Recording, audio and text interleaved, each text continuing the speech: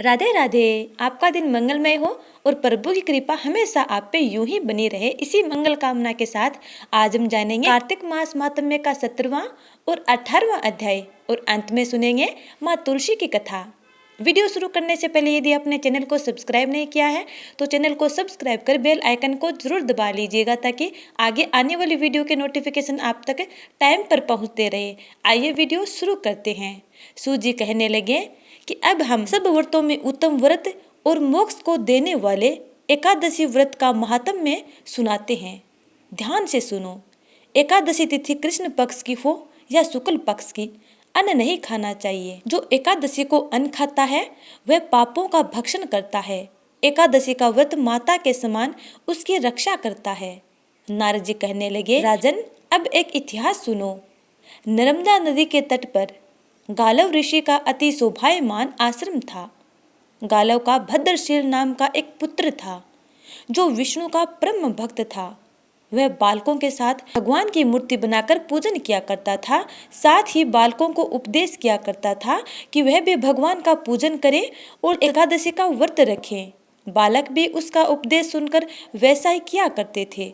अपने पुत्र के चारित्र को देखकर एक समय उसके पिता गालय ऋषि ने उससे पूछा कि भद्रशील, तुम सदैव भगवान विष्णु की पूजा में लगे रहते हो, यह उपदेश तुमको किसने दिया?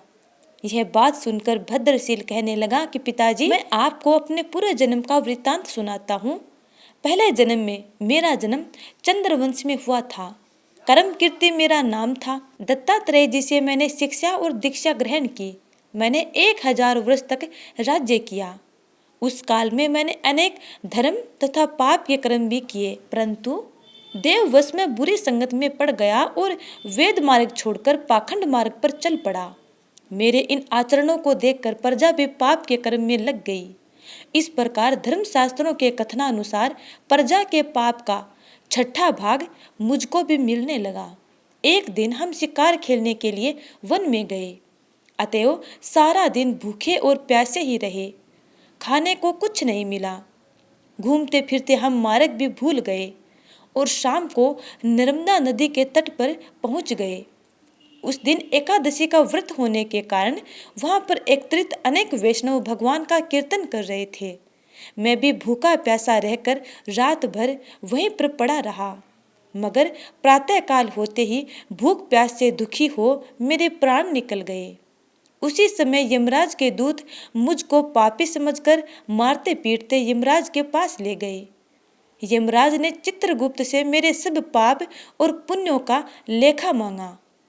तब चित्रगुप्त ने विचार कर कहा, इसने एकादशी का व्रत किया था, उसी से इसके प्राण निकल गए, इस कारण इसके समस्त पाप नष्ट हो गए हैं।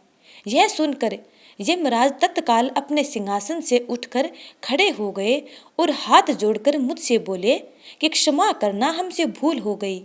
साथ ही मुझको नमस्कार भी किया। फिर अपने दूतों को धमका कर कहने लगे, जो मनुष्य भगवान के नामों का जाप करता हो उसको कभी हमारे पास मत लाओ। जिसने अनजाने में भी एकादशी का व्रत किया हो उसे हमारे पास आने की आवश्यकता नहीं पड़ती। इसके बाद यमराज ने मेरा पूजन किया और फिर मुझे सुंदर विमान में बिठाकर विष्णु लोक को भेज दिया गया। हजारों वर्षों तक इंद्रलोक के साथ विष्णु लोक में रहने के पश्चात अब फिर मैंने यहाँ पर जन्म लिया है। जो कोई इस कथा को सुनता है अथवा कहता है उसके भी सभी पाप नष्ट हो जाते हैं। अब राजा पृथु नारद जी से पूछने लगे, हे नारद जी, सब गोपियों से राधा जी ही श्री कृष्ण जी को अति प्रिय क्यों हैं तथा कार्तिक मास में भगवान के साथ उनकी पूजा क्यों होती है? यह सब कथा विस्तार पूर्वक हमसे कहिए। तब नारद जी कहने लगे कि पहले मनवंतर में पांचाल देश में वी नाम का राजा था। उसने भगवान विष्णु का अत्यंत विशाल मंदिर बनवाया। वहाँ नित्य बड़े ही विधि विधान से भगवान का पूजन हुआ करता था। उसी गांव की अति सुंदर एक स्त्री प्रेम विह्वल हो भगवान के सामने बड़ा ही मोहक नृत्य किया करती थी।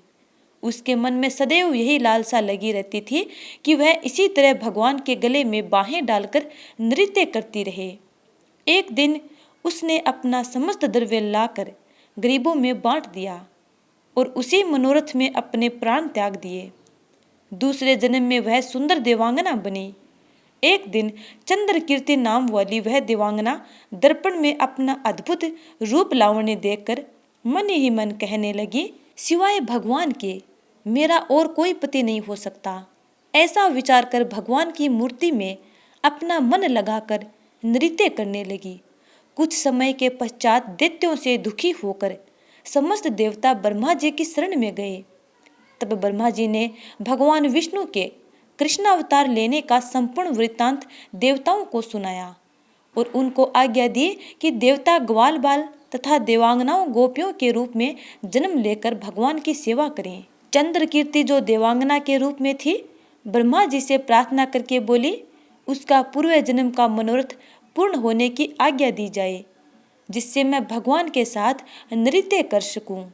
तब ब्रह्मा जी ने उसको वरदान दिया कि तुम नंदग्राम में वृषभानु गोप के घर में राधा नाम से जन्म लेकर सब गोपियों से अधिक भगवान को प्रिय होगी और भगवान तुमको अपने प्राणों से भी अधिक प्रिय समझेंगे।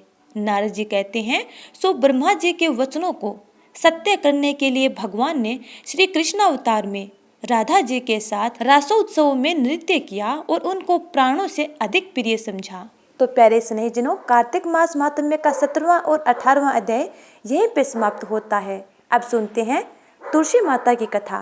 कार्तिक महीने में सब औरतें तुलसी माता को सींचने जाती। सब तो तुलसी सींच कर आ जाती, परंतु एक बुढ़िया माई आती और कहती, हे तुलसी माता सबकी दाता, मैं बिरला सींचती हूँ तेरा, तू कर निस्तार मेरा। मुझे बहू दे, पीले रंग की धोती दे, मीठा मीठा घास दे, बैकुंठा का वास दे, चट्टक की चाल दे और पटक की मोत दे, चंदन को काट दे, झालर की झनकार दे, साईं को राज दे, दाल भात का जिमण दे, 11 को दिन दे और कृष्ण जी को कंदो दे। तब तुलसी माता यह बात सुनकर सूखने लगी।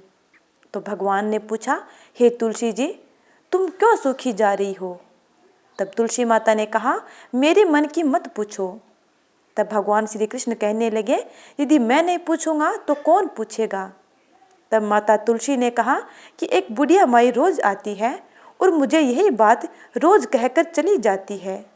मैं सब कुछ तो दे दूंगी, परंतु आप कृष्ण का कंधा कहाँ से दूंगी? तब भगवान कृष्ण बोले कि आप बुढ़िया माई को कह देना कि जब वो मरेगी तो मैं अपने आप ही कंधा दे दूंगा। कुछ समय बाद बुढ़िया माई की मृत्यु हो गई। सारे गांव वाले इकट्ठे हो गए और बुढ़िया माई को ले जाने लगे तो वे इतनी भारी हो गई कि किसी से भी ना उठी। तब सब ने कहा कि ये तो इतनी पूजा पाठ करती थी, पाप नष्ट होने की माला भी फेरती थी, फिर भी इतनी भारी हो गई कि किसी से भी नहीं उठ रही। तब भगवान एक छोटे से बालक का रूप लेकर आते हैं और इतनी भीड़ को देखकर पूछते हैं कि यहाँ पर इतनी भीड़ क्यों हो रही है? तब सब कोई कहने लगे कि एक बुढ़िया माई थी, पाप घाट की माला फेरती थी, इसलिए इतनी भारी हो गई कि किसी से भी नहीं उठ रही है। तब बालक के रूप में भगवान कृष्ण ने कहा कि आप मुझे बुढ़िया माई के कान में एक बात कहने दो, फिर बुढ़िया माई हल्की हो जाएगी। तब सब कोई कहने लगे कि आप भी अपने मन की निकाल लो। तब उस बालक ने बुढ़िया माई के कान में जाकर कहा, बुढ़िया माई मन की निकाल ले, पीताम्बर की धोती ले, मीठा मीठा घास ले, बैकुंठा का वास ले, चट्टक की चाल ले, पटक की मोत ले, चंदन को काट ले, झालर की झनकार ले, साईं को राज ले, दाल भात का जिमण ले, 11 को दिन ले और कृष्ण जी को कंदो ले। यह बात सुनते ही बुढ़िया माई हल्की हो गई और भगवान उसे अपने कंधे पर ले गए और उसकी मुक्ति हो गई। हे तुलसी माता, जैसे आपने बुढ़िया माई की मन इच्छा पूर्ण की, वैसे ही अपने सब भक्तों की मन इच्छा पूर्ण करना। जय तुलसी माता। तो प्यारे स्नेहीजनों, ये था कार्तिक मास महात्म्य और तुलसी माता की कथा। उम्मीद करती हूँ कि आपको ये कथा अच्छी लगी है। यदि अच्छी लगी है तो लाइक कमेंट कर देना और आगे की कथा जानने के लिए अगले वीडियो का इंतजार करना। तब तक के लिए जय श्री राधे।